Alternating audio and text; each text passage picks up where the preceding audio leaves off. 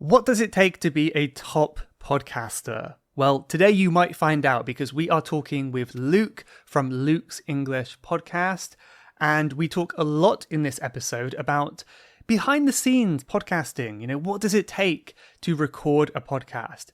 We also talk about Luke's experience filming some episodes outside in the real world, what that is like, and also how Luke finds the confidence to do that, because we both agreed it's very scary, and I think it might be interesting for all of us to hear Luke's advice on doing things that we find scary and worrying about people judging us. I think there's a lot of wisdom from this episode that you could grab from this in terms of confidence. We also talk a little bit about people that Luke finds inspirational when it comes to podcasting. And, we have some areas where we see eye to eye. We agree in this area. And also the possible future of the podcast. What would it look like in the future? So it's a really nice casual conversation today, and I really hope you enjoy it. If you've been a fan of Luke's podcast for a while, and maybe you're looking to hear a little bit more behind the scenes, this could be a good episode to listen to. And yes, of course, if you're not already following or subscribed, you can find Luke's podcast on basically any podcast platform and YouTube as well. Once again, it's Luke's English podcast. So let's get into the conversation. I hope you enjoy it. This is the Level Up English podcast, the best place to come to level up and improve your English one day at a time. My name is Michael, your host and your teacher for the day. Let's get started. How are you doing, Luke? I'm doing fine, thanks. Yeah, it's middle of the morning here in Paris, where I'm still living.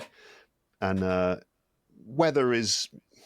it could be better. It's overcast. We have grey, overcast skies, and it's October, at the beginning of October as we record this. I don't know when you're going to be publishing this, but it's October, and yeah, I prefer a sunny autumn day. Of course, who doesn't? But it's a bit grey today, which is not the best. But doing fine otherwise. How are you doing? It's been a long time since the last time we did this. Yeah, you were just saying, I think it's been about 4 years. Time has flown by, I'm sure you'll agree. But yeah, I'm also good. As we said before we started recording, I'm in Thailand, also quite overcast, but still very hot. So no break from the heat here. Have you been to Thailand or Southeast Asia before, by the way? Yes, I did have a holiday in Thailand a few years ago with my wife. And Bangkok, I found incredibly humid and hot. That was in August. So what's it like? I mean, I lived in Japan for a couple of years, so I kind of get a sense of the seasons and the cycle of the seasons over there. But what about in Thailand? Which part of Thailand are you in? I'm in Bangkok. Yeah. So August, I guess the summer, it's like very humid and very hot, right? But then how does it change as you go towards winter? Oh, it's interesting. I think from what I know about Japan, especially kind of South Japan, it's probably even hotter. Like the summers are maybe worse from what I've heard. But in Bangkok, in terms of temperature, it's kind of always the same. Like it ranges like about 5 degrees from winter to summer, but it's not a big fluctuation, not a big change. But the main change is the rain. Maybe when you came in August, it was rainy season. So we have a lot of heavy rain. That's going to end in a month or two, and then it's just going to be still hot, but no rain. So that's the main difference, really. And less humid, I suppose? Honestly, I don't notice much difference in humidity. I feel like that's a sense that I don't have. Like some people complain, oh, I'm so dry, I'm so humid, like I'm so sticky. I never really get that sense. I don't know if I'm missing some ability. I don't know what that ability is, what some other sense, some sensory ability to recognize humidity levels. Well, that's good. I envy you because I am definitely one of those people who is very sensitive to humid conditions, and I can't stand hot, humid weather. It's just the worst. I always feel so sticky and uncomfortable. So I like a cold, dry, clear, sunny day. That's my perfect kind of weather. Yeah, so as you said, I guess like a sunny autumn day in Paris would be ideal then, like crisp and clear. Yeah, That sounds nice. Exactly. Yeah. Crisp. Maybe not so that's common. The word. Well, speaking of Thailand, recently I actually did a video where I kind of rode my bike around along these canals. I did a little outdoor podcast. I saw some of that. Yeah, I saw some of that. And great. I mean, you.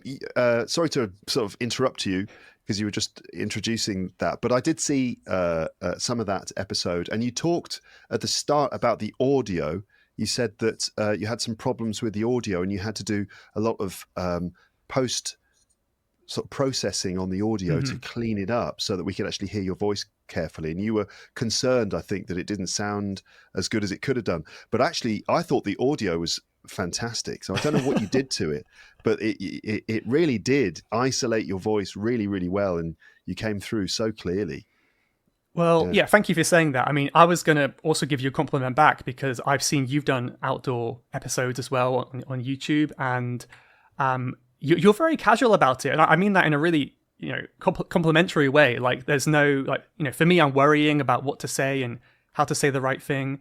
For you, it's very casual. It just feels like you're walking with a friend, which is really nice. Well, that's nice. That's a nice compliment. I mean, it's from my side, it doesn't always feel casual. And I often want to do those episodes. I call them walk and talk episodes, going out with a camera and walking around and showing things and talking at the same time. I often want to do those, but I don't always feel like I'm in the right. I have to get into the right mental space for it. And certainly the first one I did, was it a couple of years ago now, I think? And I was just walking around in Paris. The first time I took a camera out, because I've done walk and talk episodes quite a few times in the past, just audio. But the first time I started doing it with a camera, the first episode, I felt really self-conscious to be walking through the streets of Paris with a little selfie stick with a camera stuck on the end, or I had it attached to my chest, walking around. But certainly when I had the camera on the selfie stick and I was talking directly to it, I felt so self-conscious. And I talked about that while I was doing it. I was saying, I feel really awkward doing this. And I got a lot of comments from people almost not really understanding. I mean, they weren't sympathetic. Some of them were, but some people were like, oh, come on. You don't need to be self-conscious. It's totally normal. No one cares. Like, oh, all right then. Well, if you insist. So I have become less self-conscious. Yeah. No, I was going to ask you about that because I felt exactly the same. I used to do videos in London as well. Obviously very crowded there, very busy. And yeah, I used to be terrified. I used to kind of have to go into this frame of mind, kind of imagining everyone is just like a video game character. They're not real. Yeah. And I don't know if you had any tips on overcoming that fear, because maybe it could also be relevant to anyone who's doing something scary or public speaking. What's your advice? I guess you have to realize that most of it is in your own head, right? Like the majority of those thoughts are just in your head, and the fact that everyone else, and that's certainly the people who are watching your video or the people who are, let's say, watching you speak in public, they don't want you to be nervous. They don't want you to be self-conscious. No one does. So in a sense, you can relieve yourself of the burden of being self-conscious by telling yourself, actually, no one wants me to be self-conscious. So why am I being self-conscious? Who is this serving? This isn't serving me. This isn't serving everyone else. And there's no obligation for me to feel self-conscious. Why do we feel nervous in that situation? I wonder. It's almost like we feel that we don't have the right to feel confident or something like that. But everyone is actually invested in our confidence. And so, it's something relating to that. That's interesting. Yes, that's a good question. I think maybe questioning that can help in some way. But I feel like for me, I cringe very easily. I feel secondhand embarrassment when I see like an influencer in the wild. Like, I'm just trying to, in Thailand, I'm going to the market, just buying some vegetables. And someone's like, hey guys, I'm in Thailand. I'm buying these, cabbages. And it's like, oh, it's so awkward. Like, we just want to get on with our day. It's like, so for me, I think that's part of my fear. I don't want to be perceived as that kind of person. Yeah. I don't know if you feel the same. Same. When I see someone out and about with a selfie stick, camera and they're walking down the street in Paris and talking, my instant reaction is, that's kind of lame and annoying. And so that, I suppose, the fact that I judge other people feeds into the fact that I may be judging myself too. But again, my audience, a lot of people who commented basically said, oh, it's normal. So my audience aren't judging me for it. But you do get the sense that maybe some people walking past you probably have a look at you and their instant reaction is, oh, he's a bit of an annoying person with his selfie stick and his camera talking. But then who cares? I mean, what does it matter, really, what they think? I mean, it doesn't really have that much impact on our lives, what passers-by think of us. They see us, they make a judgment about us, and they walk on. And it doesn't really affect you. So it's a step you've got to take. It's a bit like, I don't know, like when you go swimming or something in the sea, and there's that initial fear of jumping into the water, you know, and you feel all you can think about is how cold it's going to be and how you don't really want that sort of unpleasant feeling. But then just jump in, and once you've been in for a while, then it's okay. But it's just starting, really. It's a step you have to take, and if you can take that step, jump in, and then almost like you mentally switch, you make a switch, you get used to it, and you just make a mental switch where you're just like, oh, I'm doing this now, and that's that. I mean, I follow some YouTube channels. There's one in particular who was inspiring to me for, you know, when I decided to make more walk and talk episodes. And it's a guy who calls himself GeoWizard. Do you know about GeoWizard? I'm a big fan. I watch every video he makes. Oh, yeah, I you love do? it. Right, brilliant. So you know exactly what I mean, right? GeoWizard is huge, actually. He's like a really big channel, and his videos always like pick up loads of views and stuff. And it's easy to see why, because so he does, as you know, Michael, because you're a big fan, but just in case your audience don't know, he does two types of episodes, basically. There's ones where he's indoors on his computer and he's playing GeoGuessr, which is this game where you basically, you're put in a place in the world, sort of using the Google Maps Street View function. You're put somewhere and you have to work out where you are by looking at the clue. You can scroll around, look at the you know, all around you. You know Google Street View, everyone, right? When you just can essentially walk down a street and you can look at everything around. So you do that, and then you have to put a pin in a map where you think you are, and the closer you are to the actual location, the more points you get. So it's a very interesting game, and GeoWizard is really good at playing that. But he's got a way with words, and he's very good at commenting and commentating on what he's doing. So there's that, and then there's the other videos he does are when he goes out with a camera out into the real world. So he's not just simulating it, but he's actually out in the real world, and he does these missions. And the most popular ones are his straight line missions, where he has to try to cross an entire country, but he can only walk on a straight line. He maps the line out in advance, using like GPS technology. He maps out the line. He's got a sort of global positioning system, sat-nav thing in his hand, which he follows, and he's only allowed to deviate a little bit from his line, but he's got to walk across a whole country. So he's done one in Wales, one in Scotland, one in England, one in Norway, maybe somewhere else. And it's incredibly entertaining. It's all done with a GoPro camera. Sometimes he points the camera at himself and he talks to the camera. Other times it's on his head, and so you see his point of view.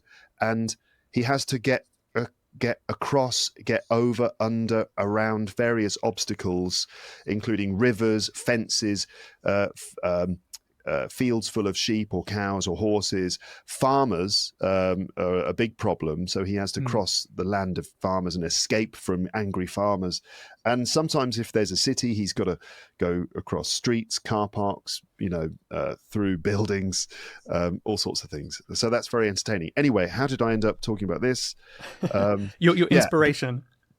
He inspired me because he is very comfortable doing it. And when he encounters other people, he doesn't really feel self-conscious. I don't know if that's always been the case. Maybe at the beginning he was self-conscious, but he actually takes it in his stride, and he's so personable, and everyone seems to react very positively to him. They don't, it's kind of like because he's confident and friendly, and he explains, "Oh, I'm making a video about, I'm doing a mission."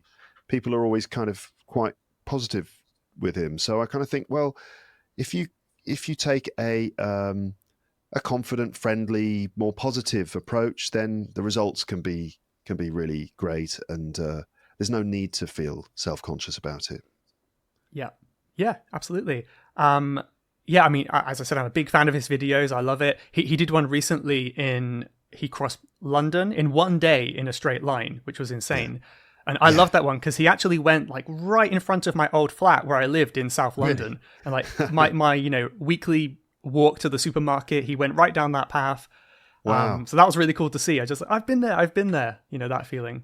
That one was amazing. I mean, crossing London in a day in a straight line. No, it wasn't a straight line. It was no roads. Oh, yes. It was a no roads mission. Yeah. Which even means harder, maybe. Yeah. That means that he can't walk down a road, and he can't walk down a canal towpath, because we have a lot of canals in London.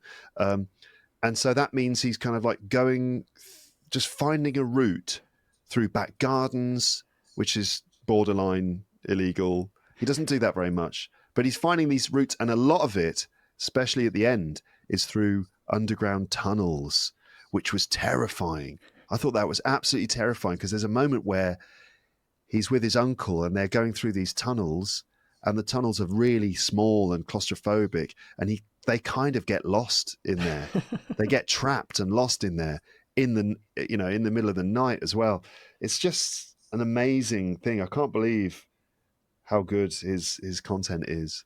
Yeah, he's really determined to reach that goal. It's quite inspirational, as you said. I can't help but think having like a high-vis vest would get him out of so many problems, though, because, I mean, maybe that would make the videos less interesting, but if he looked like a worker, I think no one's going to bother him. They'll just assume he's doing something important. But yeah, maybe he's thought of that, and it's not good content, perhaps. Yeah, I don't know. Yeah, because he's got to balance the success of the mission with a certain level of danger and risk. And so, yeah, he doesn't want it to be too easy, right? Because then because the most exciting moments are those moments when he encounters a person and they don't know what to make of him, and he might get arrested, he might get thrown off, this land, or something like that. So yeah, the high vis jacket would definitely make a difference. It's amazing, isn't it, how just wearing a high visibility jacket will sort of allow you to get away with things, because people just assume that you're a worker and you have the right to do what you're doing. Yeah, absolutely. Yeah. I mean, I've been in some situations before. Like, do you know about geocaching? No. Ooh, interesting. What's you might that? like it if you like GeoWizard. So it's kind of hard to explain, but it's an app you can get on your phone where basically you're hiding, kind of like Pokemon Go style. You're using your GPS to find hidden containers, like plastic containers, all around the world. They're hidden everywhere, every country. Oh. Yeah. It's kind of just like an exploration game. You use it to find new areas of where you live and explore new places. And when you find it, you sign your name on the little notebook inside. Okay. I've done that a lot over the past decade, and there have been many times where I've had the police called because I look a bit suspicious. Like, why is this guy in a bush in my neighborhood? Is he like stashing drugs or something? So I actually employed the high-vis method for geocaching because if I'm wearing that, there's no way I'm going to be doing something illegal, right? So I can kind of see how that would work. But yeah, I recommend it if you haven't tried it. Geocaching, that's fascinating. Yeah. These sorts of things are really cool and interesting. These sorts of going out into the like computer game style things in the real world. Yes, yeah. And going back to the videoing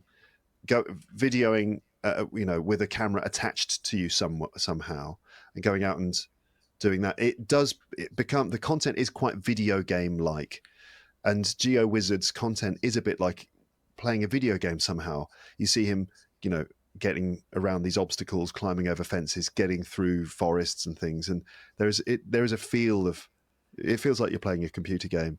And for us, for our audience, that can be great, right? For learners of English, it becomes a very immersive experience where they're obviously listening to English, but there's that sense of exploration and travel and immersion as well, which can be great.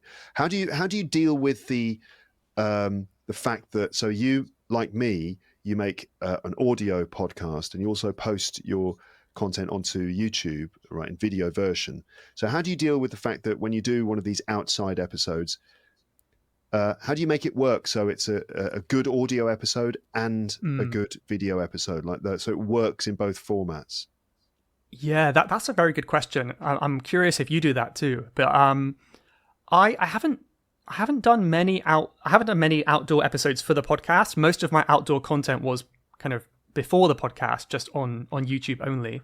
But yeah, I think that's why for this recent one, I did kind of have like a list on my phone of some topics I wanted to cover, because I realized that probably just listening to me going, oh, is it this way or is it that way? Oh, look at that dog. Like that's not so interesting unless you're watching. So yeah, I guess for this video and any future ones, I kind of need to try to have some topic in mind or some like thing I want to discuss or talk about before I start, maybe. Did you also post that one, the walk and talks, on audio, or is that a YouTube exclusive?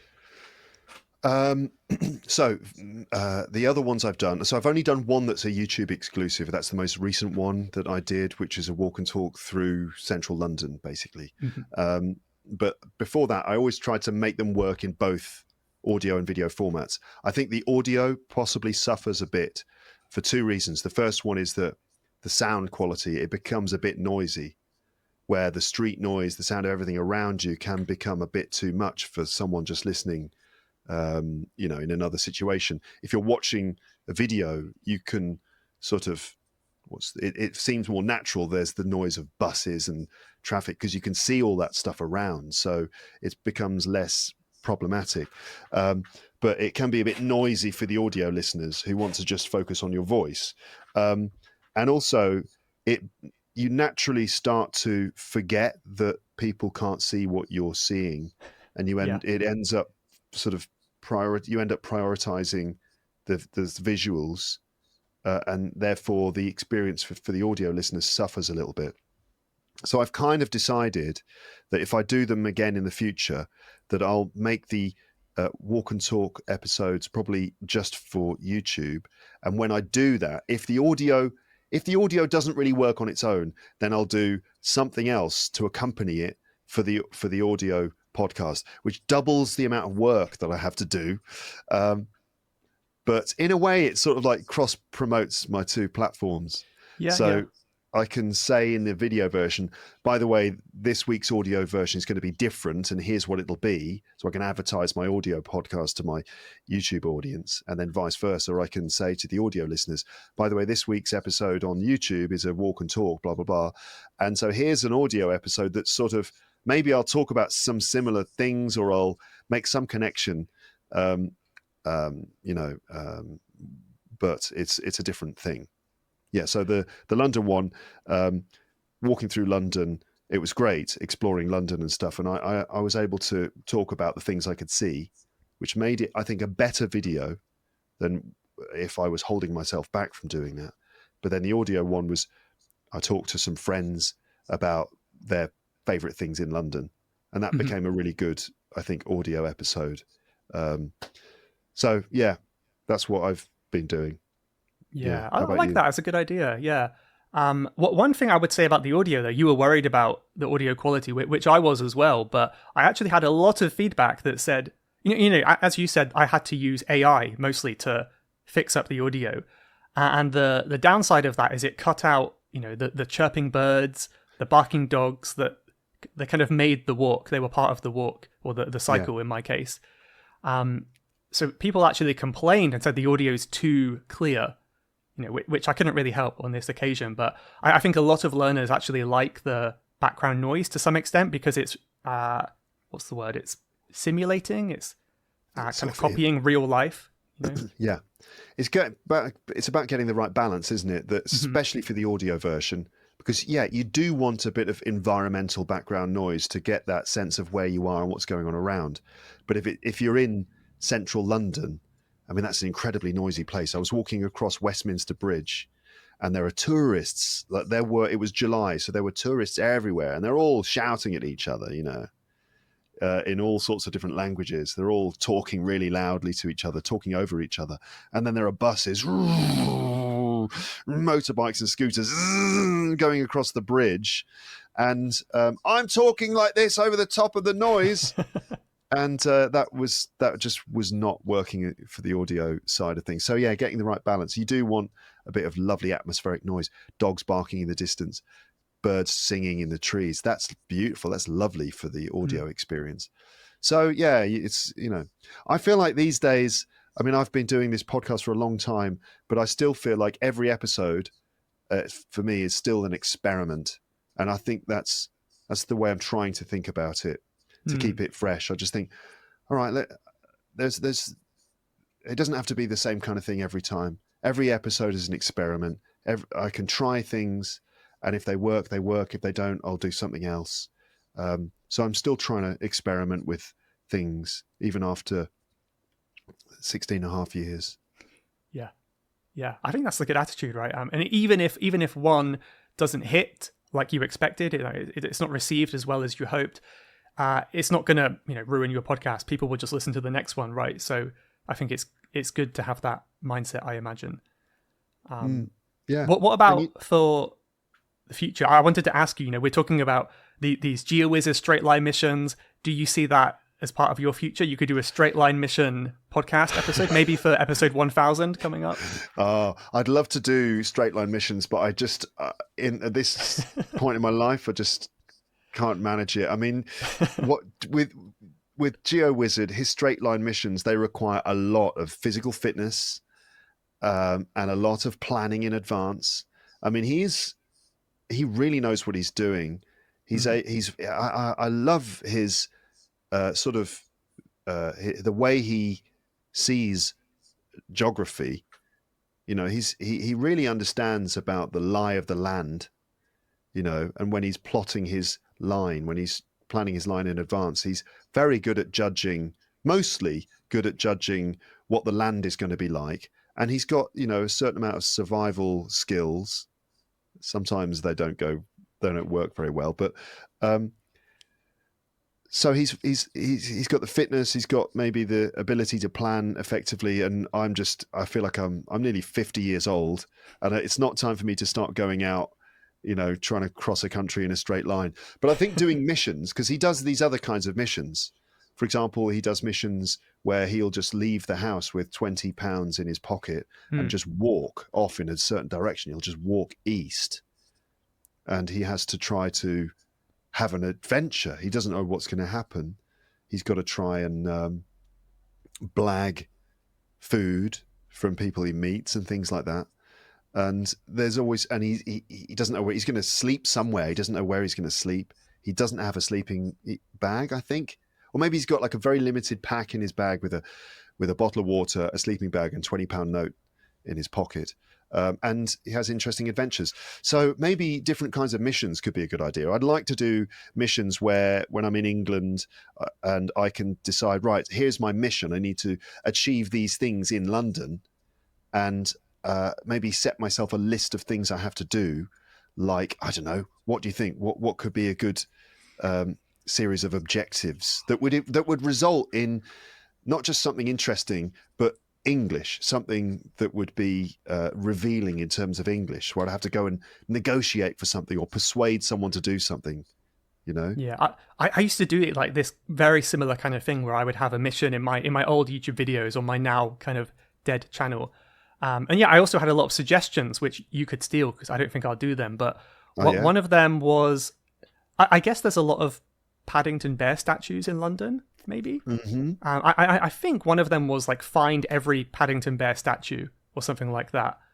Another one was like go to, the top 5 Harry Potter filming locations around London. Like, Diagon Alley or something. Yeah.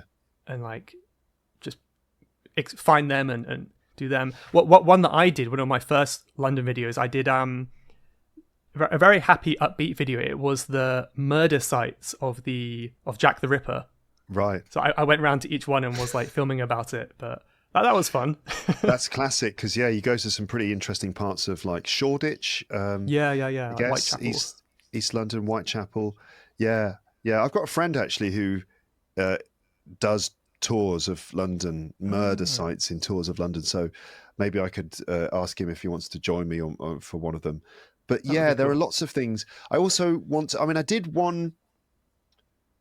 I used to do these things with my students, actually, not videos and episodes, but I would take them out of the classroom and we go out into London and I would define these objectives, these tasks they had to complete, and then they had to go and do them. So it's like, ask someone what time it is. And we'd be out in the park and I'd say, right, Sebastian, you've got to go and ask that guy what time it is. How are you going to do it? He's like, we're sort of like in a huddle in the park with my students. Right, Sebastian, you ready? And he's like, yeah, I'm ready. Okay, what are you going to say? Can you tell me what time is it? No, that's not right. Can you tell me what time it is? Right? Repeat that. Everyone repeat it. Can you tell me what time it is? Sorry. Can you tell me what time it is? And then I'm like, right, Sebastian, go. And then everyone watches Sebastian as he walks off across the park and asks this poor unsuspecting woman who's sitting and having a picnic. And we're all watching to see what happens. And he comes back all sheepish and he goes, yeah, it's 3:30. He's like, oh, nice one. Well done. That's got to look so weird from that woman's point of view, like a guy like asking for the time, running back to a group of friends and like reporting what he found. Like, what's going on here? Yeah, the best way to do it would be, and I'd say this to the students, I'd say, if you want, you can say, so I'm learning English and I'm from this school and that's my teacher over there and he's given me a challenge. I have to ask you what time it is. So can you tell me what time it is so I can go back? That's actually better because it requires even more English, Yeah, I mean, they do that in Japan. I don't know if you've had that when you lived in Japan, where school kids are given a task like to talk to a foreigner and ask some questions. Have you seen that? Yeah. Oh yeah, I had that quite a lot. And also in Indonesia, I was there with my wife and we were just being tourists and we kept getting stopped by these kids with clipboards and they all had exactly the same questions. That was really fun, actually. That was cute. Yeah, you get accosted by people who are practicing their English and they interview you. Yeah. Mm-hmm. Yeah, it's a nice idea. Yeah. Mm-hmm. So how about do you have any like big upcoming ideas or perhaps like a dream episode that you've been planning to make but it's kind of hard to pull off? Or is it more kind of just week by week, see what comes to you? I'm sort of, I do kind of make it up as I go along, but then I have vague ideas. I want to do more outdoor missions of some kind. So that's something that I'm always thinking about. But since I don't live in England, my opportunities to do that are quite limited. So occasionally I'll go back on my own without my family, because if I'm with my wife and kids, then I can't really do it. So if I go back on my own, I always kind of like try to take opportunities to do that. But no, I don't really have a big grand idea. I just have these different ideas that occur to me at different moments. I'm always I've always got episodes in the pipeline that I'm working on and trying to work on premium content as well, which I have to upload every week.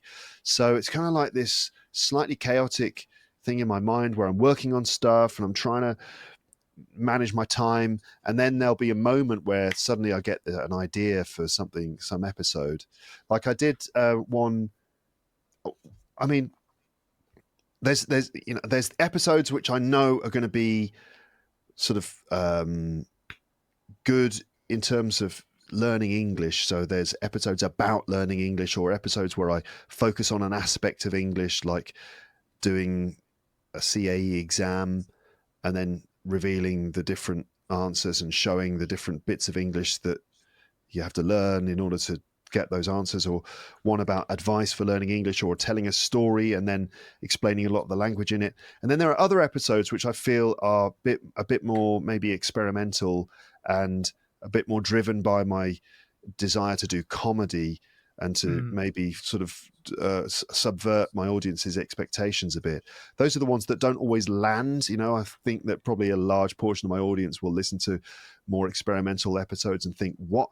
They don't get it. Like I did one which I really enjoyed and put a lot of work into, which was called the ASMR Zen School of English. And the concept is that it's a sort of,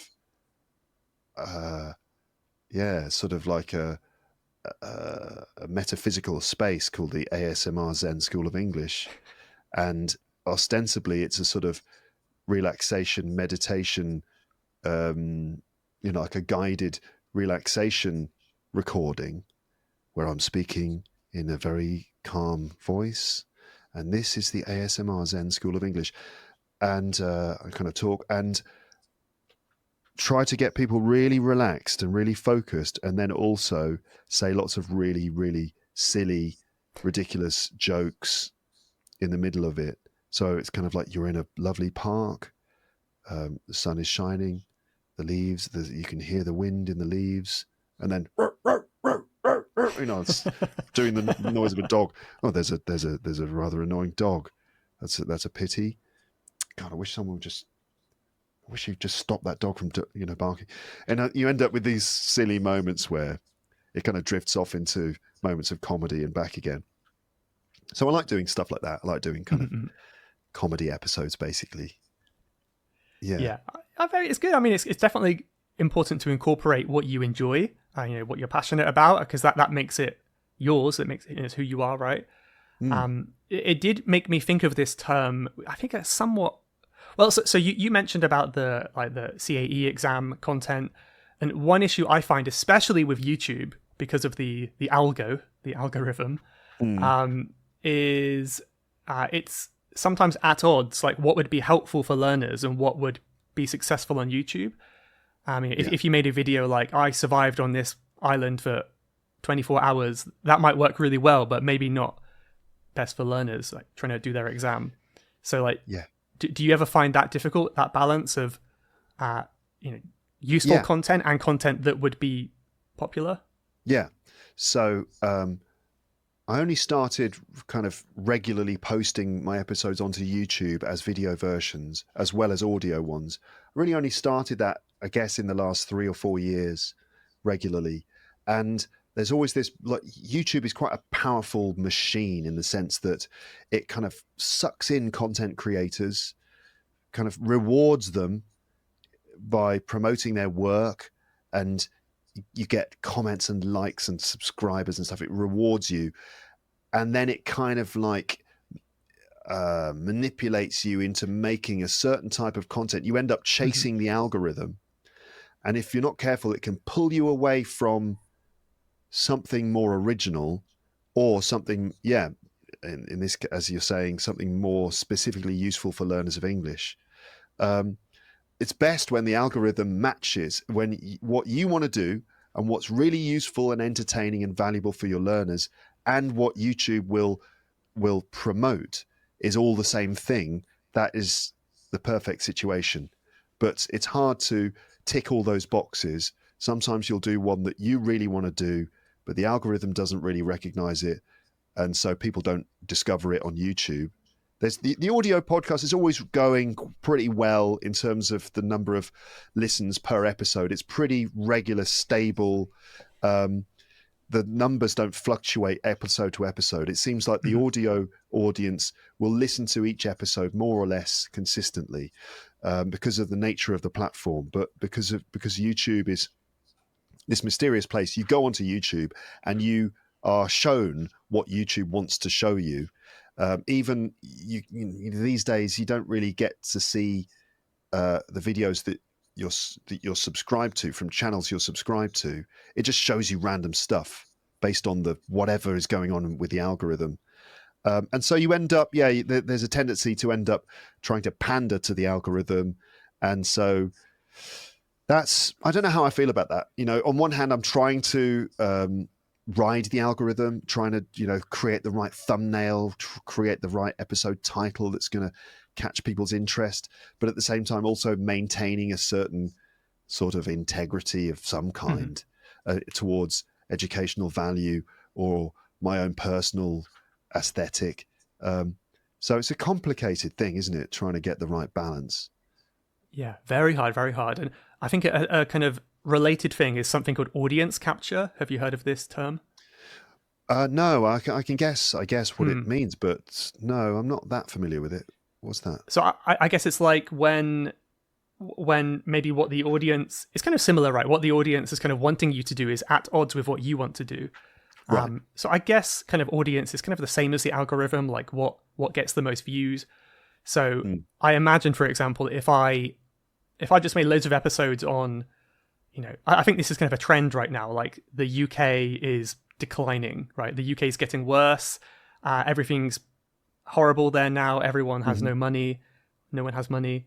I think if I did that every week, I probably would get a lot of views and people might love it or hate it. I don't know, but I'm kind of being captured by the audience.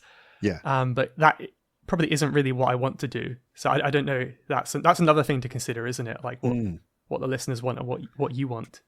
Yeah. And you've got to think about, there's audience size and then there's audience quality. So you might get a huge audience because you're doing this content that apparently everyone wants, but they might not be, you might have large numbers, but they might not be the subscribers and viewers or listeners that you really want. They might just reject you instantly if you stop doing, they might be the audience that doesn't really care about you, doesn't really care about your content, isn't really invested in you. They're just clicking on it because they're hooked up to some emotional reflex that they get when they see sort of dramatic clickbaity content about the state of the UK today and the doom, the sort of doom filled commentary about the political situation. That sort of thing is it grabs you emotionally and compels you to watch it.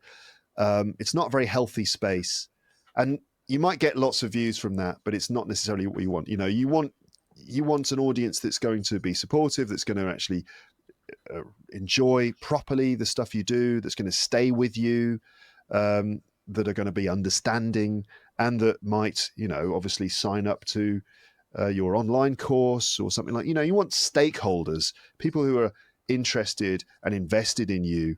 And you don't always get that from appealing to the widest audience you possibly can.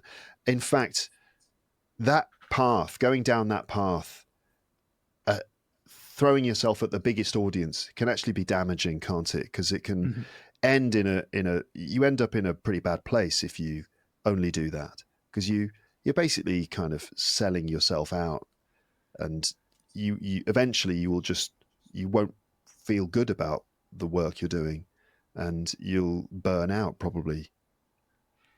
Yeah, I've seen it before with so many big YouTube channels where they'll grow and then it almost gets too big and then it kind of falls back in, and you check back on them a few years later and the views went from 1 million down to 10,000. I think you have to be very careful with that. Yeah. I mean, I always think it's going to happen to me. I always think, because my YouTube channel has done really well over the last 3 years or so. It's doing great. And I always kind of try to think, right, well, this is probably going to stop any time now because this is YouTube. And I get the impression that YouTube channels have a certain life cycle.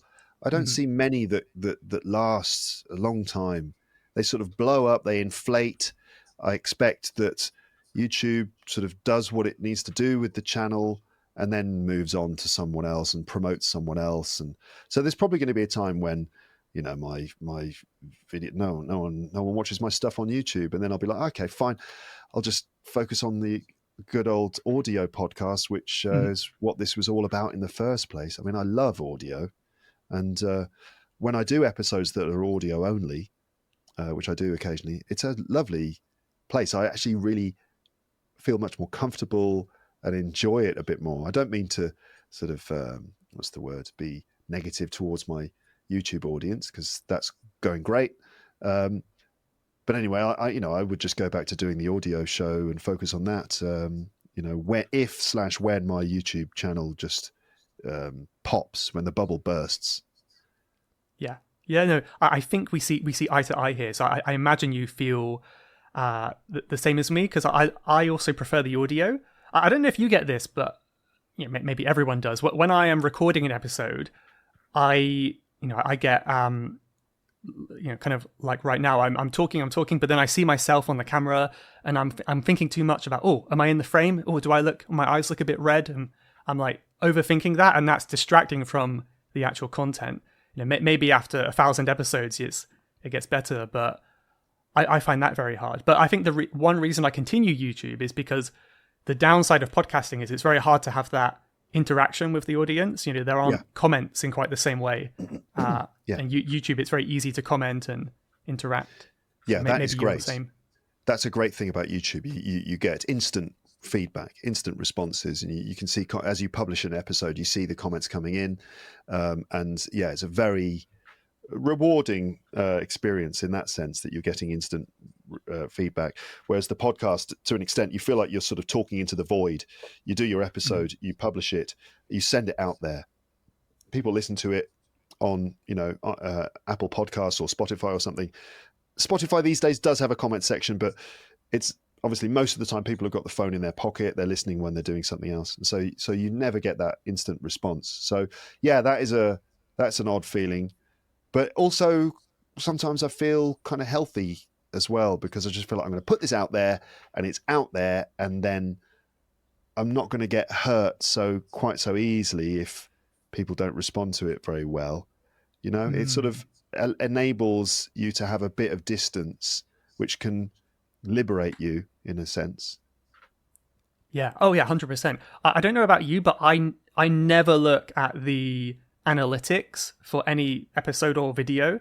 Especially, I think YouTube is especially bad for this, where there's like a big green arrow, like, yes, this is your best video in the last 10, or it's red, everything's worse than last week.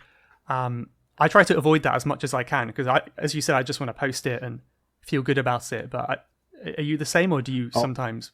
Oh, well, I look at that. I mean, I don't go deep into the analytics, because there's a lot of information there in terms of audience retention and moment by moment attention from the audience.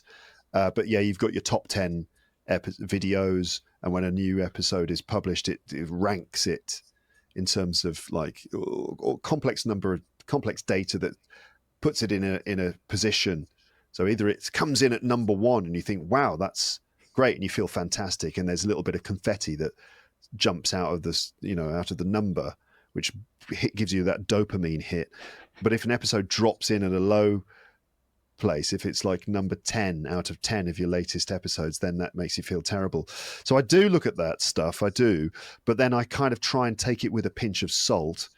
I try and take some distance from it, and I don't go deep into the other analytics. I mean, it would be possible, if you were this way inclined, it would be possible to crunch all those numbers and work out a kind of formula for the content that is going to hit the hardest and be the best. And probably a lot of YouTube channels will have a team of people behind them. Yeah, like Mr. Beast kind of style.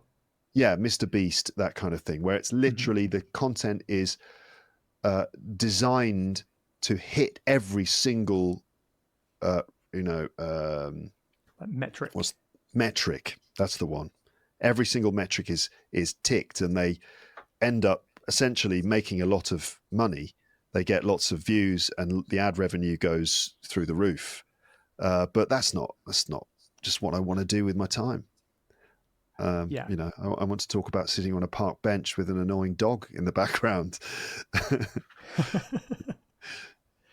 Yeah, fantastic. I don't know if this might either be like a really good question, or you might just have nothing to say, but I feel like it's worth the risk, because it might, the audience might like to hear this. But is there something about podcasting or the work that you do that you think might surprise the audience, like something that they might not expect, like a big difficulty you have to encounter, or maybe they don't realize how hard the work is, or something like that? Well, I don't know if it's like a big thing, but the fact that there is a lot of work that goes into it. Maybe I don't know. I don't know. I think sometimes. So I do episodes that require tons of work, lots of preparation. It's quite difficult to record, and then there's a lot of editing and stuff afterwards. It's like a lot. And then I do other episodes where I intentionally don't do anything like that. I'll just switch on the camera, switch on the microphone, start recording, and then just say, I'm going to talk now for an hour. I don't know what I'm going to talk about. We'll just see what happens. I call them rambling episodes, although more and more I keep planning them. I keep writing them out in advance and then stopping myself going, I'm not supposed to be writing this all out in advance. I'm supposed to just do it spontaneously. So those spontaneous episodes are relatively short in terms, they're easy in terms of workload. So either my audience underestimates the amount of work that goes into my content, or they sometimes overestimate how much work. But I would say probably maybe the thing is that just the amount of work that's involved. Like I'm constantly working on the podcast all the time. So maybe that's the thing. I don't know if there's the other sort of shocking secret about podcast, the hidden life of podcasting that people don't realize. That's what I can title this episode to get all those clicks, like Luke's big dark secret about podcasting or something like that. Yeah, and I have to deliver it, because if I actually talk about that, then the title is not clickbait. Because if it actually delivers what it promises, then that's not technically clickbait. So what is the big dark secret that I can reveal about podcasting? Oh, I don't know, Michael. I can't think of pressure. I can't think of a big dark secret. I mean, personally, I used to always find it really difficult in terms of like worrying how people see me, how I present on a camera. I don't know if that's something that you've thought about before or struggled with before, with, how you come across on video. Yeah, I don't know what to wear sometimes. So I just try and focus on being comfortable, I suppose. Yeah.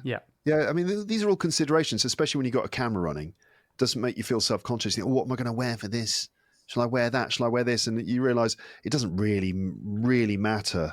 In fact, the less you think about what you're wearing, the better, I think. And you should just get beyond all that stuff, which is like making the right impression and all those sorts of things. Never mind that. Focus on the content of what you're saying. That's the most important thing. And if you can get that right, then everyone will interpret the rest of it in a positive way. I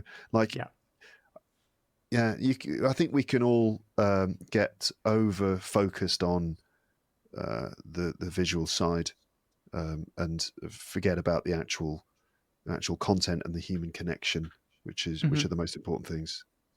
Yeah, 100%. Yeah, I mean, I've basically worn this T-shirt for every episode I've ever done, and no one's commented. No one said anything. So maybe they don't even notice, hopefully. Yeah. I mean, it's like a thing I learned from stand-up, which is like a bit of wisdom from doing stand-up comedy, which is basically if it's not adding, it's taking something away, right? So that means I always interpret that in terms of what you're wearing when you're on stage. So when you go up and do stand-up, you're standing up on stage in front of the audience. And I think, what am I going to wear? And sometimes you think, I'll wear this T-shirt with like this picture on it, or a T-shirt with lots of text on it, And then you think, well, that's just going to be distracting. And if it's not adding to what I'm doing in my comedy, it'll actually take away people's attention from what I'm saying. So in a way, the most sort of plain, the least attention grabbing clothing that you can wear can actually be the best, because unless it's all part of who you are, unless you are a very colorful character on stage and your crazy wacky clothing is definitely a part of your persona on stage, keep it really simple and natural and just normal. Almost just wear what you would just normally wear, and that's probably going to prevent it from being a distraction. Yeah. Yeah, so you wearing the same shirt is fine. The fact that no one's noticed or commented is great, because it obviously means that they don't care. They're just listening to you, talking to you, looking at your face, and the clothing is just, it's fine. It's not a distraction. Having said that, I wonder if I need a distraction from my face. So, No. people focus on something else, No, not at all, no. Yeah, that makes total sense. Sometimes less is more, right? Less is more. Yeah. But yeah, well, I could keep on talking for hours, but I want to be conscious of your time. So maybe we can finish up here. But again, I probably should say as well that I imagine a lot of my listeners will already know you or be listening to you, but there might be one or two who are new to your podcast. So maybe could you give a bit of a plug and tell people what you're working on, if anything's coming up as well? Okay. So hello. Those of you who already listen to me, hello again. But if you don't know about my podcast, what have you been doing? I don't know what you've been doing with yourselves. But anyway, my show is called Luke's English Podcast. It's a very imaginative name, and I wonder if you know how to spell it. But Luke's is, I mean, how does anyone discover my podcast? I don't know. With a name like Luke's English Podcast, where all the learners of English don't know how to spell it. Luke is my name, Luke. Luke's English Podcast, right? That should be pretty simple. And yeah, I do episodes every week. I talk about almost anything, really. And it's a mix of, learning English content that you would expect, where I'm teaching you stuff, but also talk about different topics. I have interviews with people, conversations, and other sort of random episodes where I do different things. And it's all designed to help you get even more listening practice into your life and to help you learn English. I'm here to help. That's the idea. I also have a premium subscription where I make episodes. There's a new series every month, and that's where I focus specifically on teaching vocab, grammar, and pronunciation. And that's Luke's English Podcast Premium. Just go to my website. You can find everything there, teacherluke.co.uk. The website that looks like it was designed in 2012 and in fact was. It's still exactly the same. It's not like your nice shiny website, but it does the job. It does what it says on the tin. Yeah, no, it's fantastic. I do feel like your podcast artwork may do a lot of the work to get people in, because I think as soon as you see that, it catches the eye. It obviously looks kind of London-y. I think you've got great artwork. So I imagine when that comes up on the podcast app, that's what brings a lot of people in who haven't heard of it before. I have to thank my brother for that, and my dad, because the three of us got together to decide back in 2009 when I first started doing it. I said, I want a London street sign. That's what I said. I want like the Baker Street sign, which, if you remember, obviously it says Baker Street and there's a red line, and then it says City of Westminster and the postcode. And then there's a little silhouette of Sherlock Holmes on the Baker Street sign. Mm-hmm. I was like, I want basically that on a brick wall, but with my silhouette. And I want it to say, real British English and the postcode. And, my dad and my brother's a graphic designer, so he helped put it together. And my dad was like, oh, you should do it like this. You should make it like that. I was like, oh, yeah, good. So I have to give especially my brother, credit for coming up with that artwork. It has served me well over the years. That's cool. I mean, it's been going so long and you haven't needed to change it. So that's obviously a big success. I mean, who knows? Maybe I should have changed it. It seems that most of these thumbnails have a picture of the podcast host on them. So I probably should find a way of updating it so there's a picture of me there with a microphone or something. But maybe not. Maybe that was, I don't want to listen to him, so. It's hard to say, yeah. I'll stick with what I've got. It seems to be working out okay. Yeah, absolutely. Well, thank you very much for your time. I've really enjoyed it. It's great to catch up, and I hope the listeners have enjoyed hearing a bit, behind the scenes of podcasting and what goes into it as well. So yeah, thank you again. Yeah, it's been really good to talk to you, Michael. Thank you for inviting me on the show. Been a pleasure. Thank you. You have been listening to the Level Up English podcast. If you would like to leave a question to be answered on a future episode, then please go to levelupenglish.school/podcast. That's levelupenglish.school/podcast. and I'll answer your question on a future episode. Thanks for listening.